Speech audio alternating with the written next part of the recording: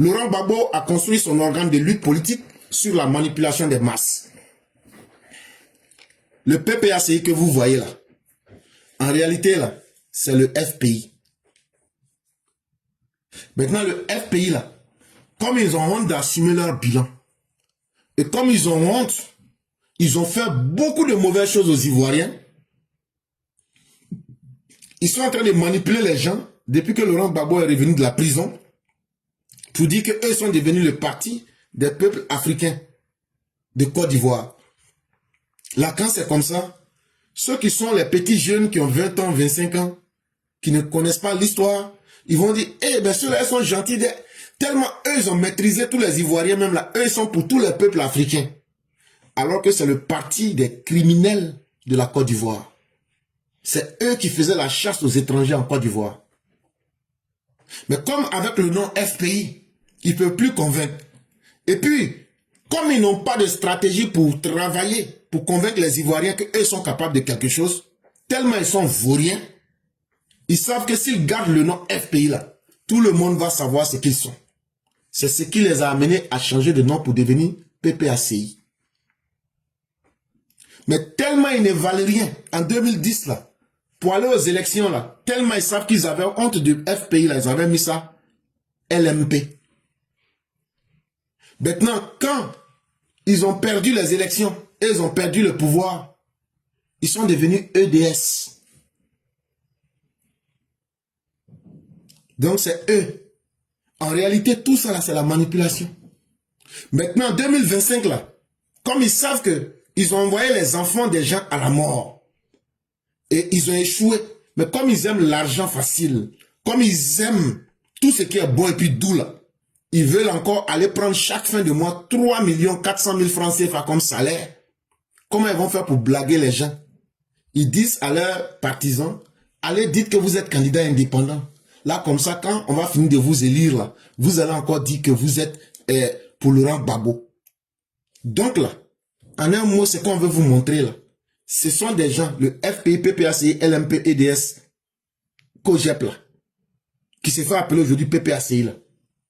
Ce sont les oiseaux de même plumage.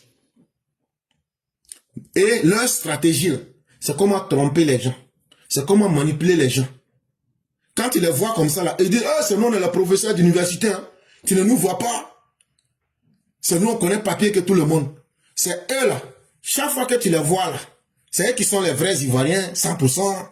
C'est eux qui connaissent papier. C'est eux qui sont là à l'école. C'est eux qui critiquent toujours.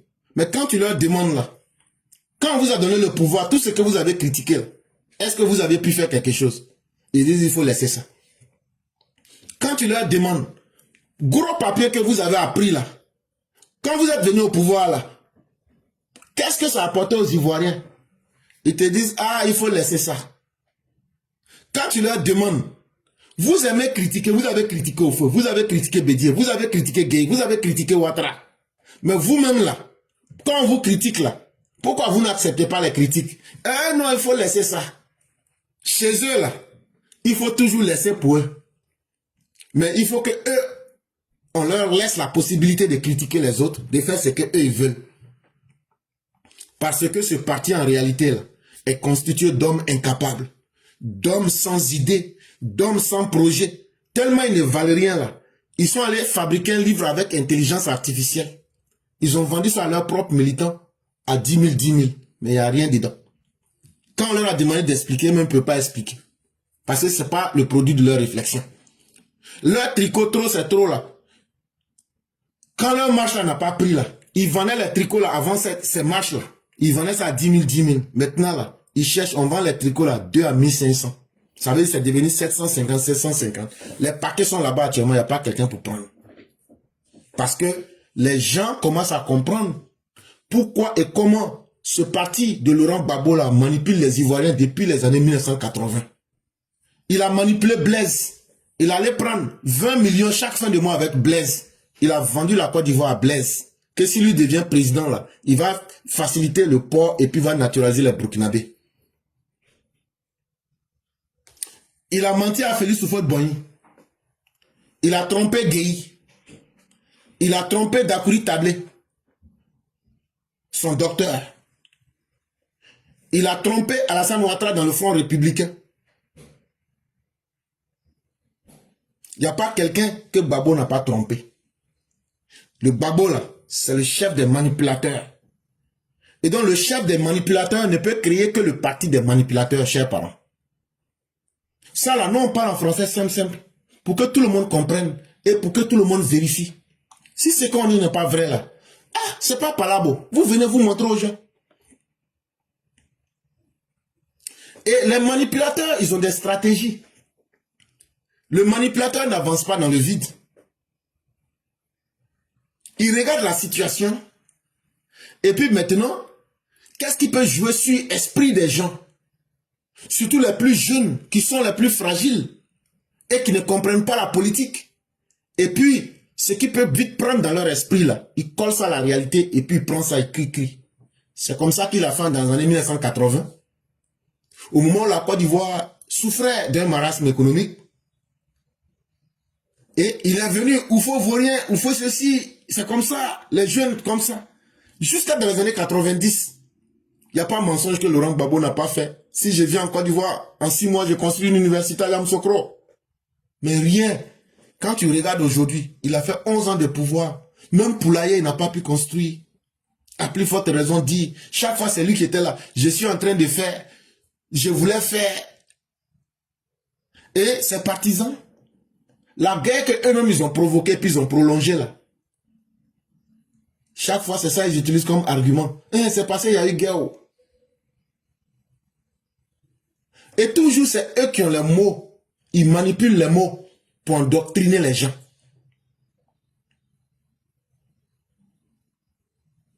Et malheureusement, nos parents se laissent prendre dans cette colle-là. Ils se font prendre dans ce piège. Mais le manipulateur, là, il agit par 3 moyens.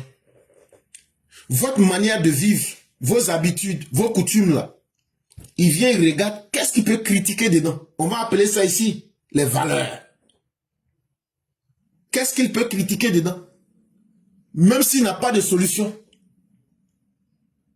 Il va aussi toucher vos émotions. Et il va toucher votre raison, votre esprit. Parce que, en général, les populations sont très facilement manipulables. Et Laurent Gbagbo et le PPACI FPI, comme c'est une machine de mensonges, est-ce que vous ne les voyez pas? Chaque jour, ils produisent des fausses informations. Chez eux, là, la politique, tous les moyens sont bons. Tous les moyens sont bons. Même la manipulation. L'instrumentalisation des gens. Le braconnage des idées. Parce que, à la fin, le but, là, c'est de prendre le pouvoir et de l'exercer. Il n'y a pas de valeur morale. Et il n'y a pas, pour eux, dans leur tête, cette responsabilité de donner un résultat. Pour eux là, ce qui les intéresse là, c'est simplement être à la tête de l'État. Après, ne venez pas leur demander quel travail ils ont fait et de quoi ils ont été capables. Ça ne les intéresse pas.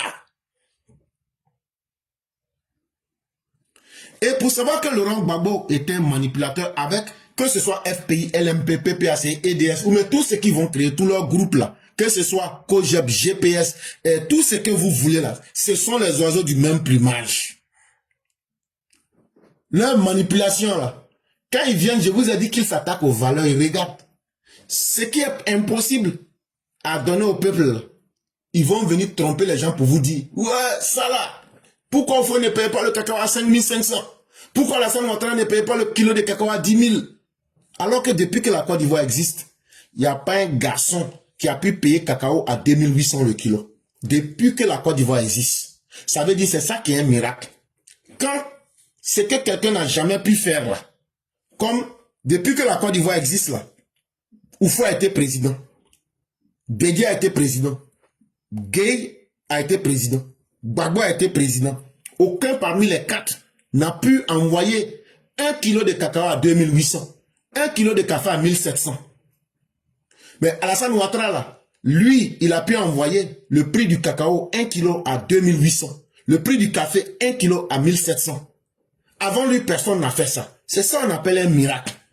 Quand tu as fait quelque chose qui est bien, et puis avant toi, personne n'avait pu faire là, c'est ça qui est bien.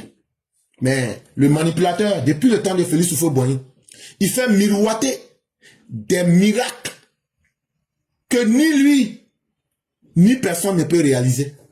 Ah, pourquoi on ne paye pas le cacao à 5 000? Là, quand c'est comme ça, les planteurs vont se dire, ah, si lui parle comme ça là, c'est que lui il va faire. Mais c'est faux. Ce n'est pas possible. Parce que la politique là, on ne peut pas faire la politique sans un peu de moralité. On ne peut pas faire la politique en mentant continuellement aux gens. Maintenant que lui-même il a passé 11 ans au pouvoir là, il payait le cacao à combien? 400 francs le kilo. Voilà la réalité qui est en face de vous, chers parents. Et la machine de mensonge et de propagande de Laurent Gbagbo, sa spécialité, c'est les fausses promesses exagérées. C'est les discours séduisants. C'est les projets qui sont beaux pour être vrais. En réalité, là, ce sont des gens qui sont dans la théâtralisation politique. Ce sont des comédiens. Ils vous prennent comme des plaisantins. Ils viennent vous dire, quand eux vont devenir présidents, là, eux, la personne ne va payer courant. Ou bien, l'eau va devenir gratuite. Ou bien, on va donner l'argent aux Ivoiriens. Est-ce que vous n'entendez pas Laurent Gbagbo? Pourquoi Alassane Ouattara construit la tour là? Alors qu'on aurait pu prendre l'argent de la tour là pour payer, pour distribuer ça aux Ivoiriens. Eux, ils ont été au pouvoir ici. Il y a combien d'Ivoiriens à qui ils ont distribué l'argent? Il n'y en a pas. Et quand ceux qui sont éclairés voient ces gens de politiciens, ça nous fait sourire. Mais eux, ils ne sont pas dans un amusement.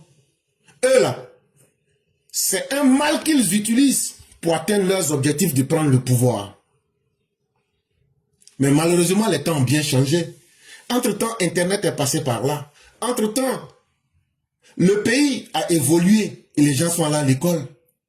Est-ce que ces stratégies-là, ces tactiques-là aujourd'hui peuvent marcher?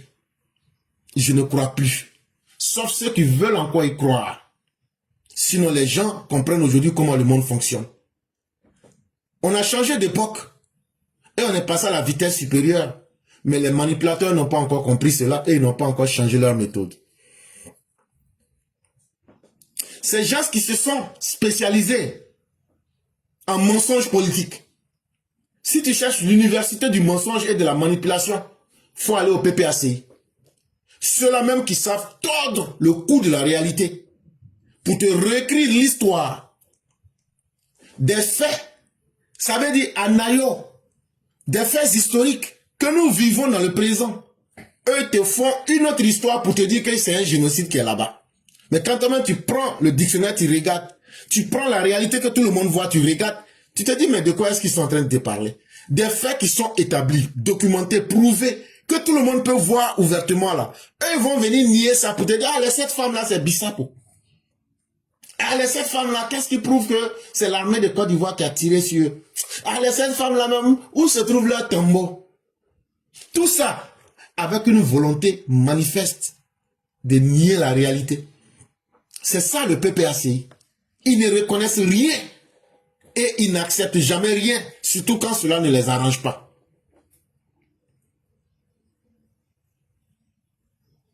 Et quand ils te font cette revendication de nier la réalité, c'est avec une assurance qui va te faire froid dans le dos. Parce que chez eux là, ils s'en foutent. Ce qui doit provoquer un dégoût dans un esprit critique, ce qui doit être l'objet même de frustration d'une personne sérieuse, chez eux là, c'est ça qui est leur force. Comment nier la réalité sans broncher. Et leurs militants abrutis acceptent cela. Non seulement le mensonge ne les choque absolument pas du tout, mais ils accueillent même le mensonge comme une vérité alternative, surtout quand ça vient de leur leader, comme une forme de courage politique. C'est-à-dire ce parti, PPACI, FPI, LMP, EDS, COGEP, GPS, chez eux là, vous entendez toujours qu'ils ont des laboratoires de mensonges. Parce que eux, le mensonge là, c'est ce qui fait leur fierté. Le mensonge là, c'est une forme de vérité chez eux. La manipulation, c'est une forme de courage politique chez eux. Voilà en réalité ce qu'ils sont.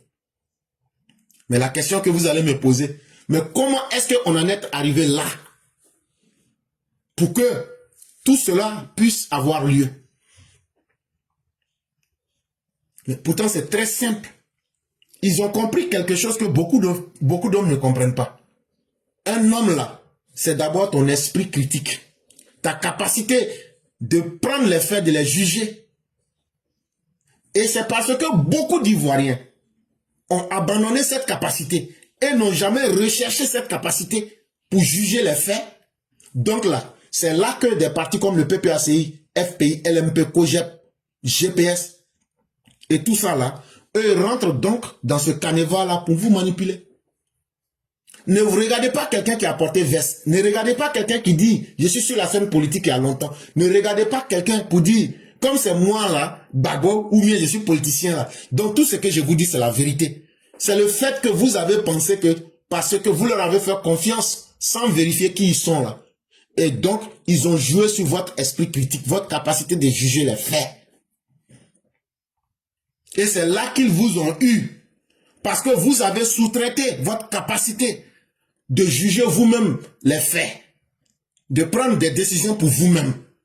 Et pourquoi ils sont en train de continuer aujourd'hui à vous donner des mauvaises informations, à vous tromper avec des informations. Là, comme ça, ils vont sous-évaluer, ils vont dévaluer votre capacité de pouvoir faire des jugements par vous-même, pour décider avec vos propres capacités. Et ça, le plus honteux dans cette histoire-là, ce sont des professeurs soi-disant d'université. Ceux qui étaient les personnes qui avaient pour première responsabilité d'éclairer les esprits, de libérer les esprits. C'est eux aujourd'hui qui s'asseyent sur les bases de la démocratie, qu'ils proclament toujours dans leur bouche. Peut-on faire une démocratie si les personnes, c'est-à-dire la masse, n'est pas éclairée pour faire des choix corrects? Mais eux là, leur démocratie, c'est comment abrutir le peuple. Alors que la vraie démocratie veut qu'on éclaire le peuple, que ce qu'on cache là, on puisse dire ça au peuple pour que le peuple dise, bon voilà notre choix.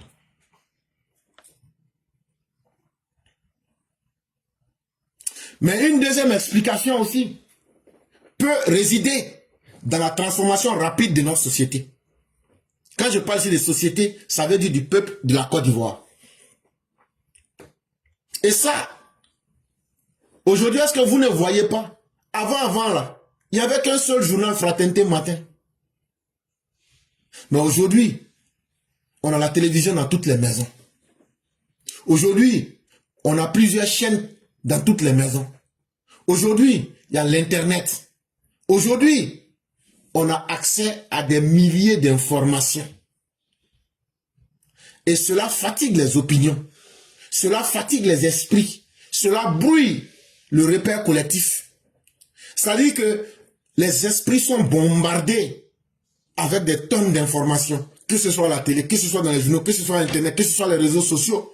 Ça finit par créer des bruits dans les esprits. Ce qu'on te montre comme vrai ici, tu te vas retrouver la même information, on te montre que ce n'est pas vrai. Et finalement, les gens ne savent pas qu'est-ce qu'il faut décider en réalité. Parce que leur esprit n'a pas été aiguisé à cela. Et aujourd'hui, sur les réseaux sociaux, chacun peut aller vers où il veut. Chacun peut aller vers sa vérité, vers sa caisse de résonance décuplée. On est dans un espace numérique sans filtre. Le vrai et le faux se mélangent, s'entrelacent. Le faux et le vrai se répètent et se propagent. Et les gens ne savent pas qu'est-ce qu'il faut réellement choisir. Et ce qui était une évidence, ce qui était quelque chose qu'on pouvait comprendre facilement hier, est devenu aujourd'hui une chose floue.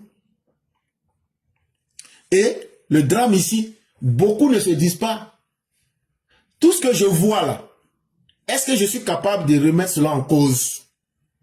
Pour bien comprendre, beaucoup de personnes n'ont pas cette arme.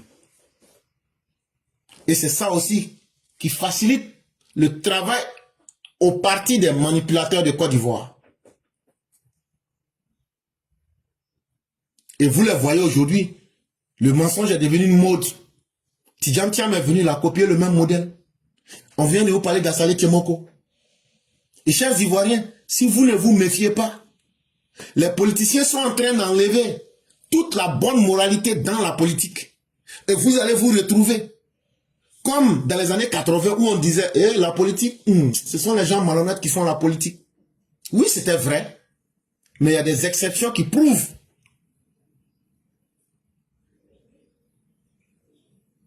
Il y a des exceptions à la règle. Et ce sont ces exceptions-là qu'il faut encourager, comme Alassane Ouattara, comme Félix Houphouët-Boigny.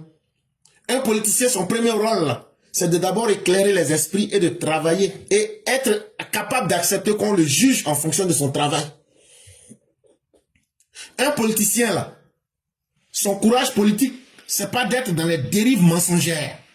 C'est pas d'être dans les diarrhées de mensonges. Un vrai politicien, sa force là, c'est d'allumer le feu de la vérité, de redonner de la valeur à la parole donnée. Ce qu'il dit là, son discours là, c'est de montrer cela par des actes. Pour que non seulement le peuple soit fier de lui, mais que lui-même il soit fier d'avoir servi le peuple. Et ça, beaucoup de personnes ne peuvent pas le faire. Et pourquoi? Parce que ça demande du courage de la part du politicien lui-même d'assumer ses actes et ses discours.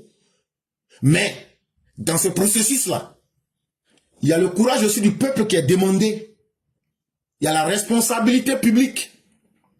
Et cette responsabilité publique nous oblige à sanctionner nos politiciens. Quand je vous dis ça, là, c'est pour vous dire que tous ceux qui viennent de l'école du mensonge, quand ils vont être dans les élections des députés, là, ne les votez pas. C'est que leur maître Babo a enseigné là. C'est comme ça que eux ils vont réagir avec vous. Ils ne feront pas votre bien. Ils sont là pour leurs intérêts particuliers.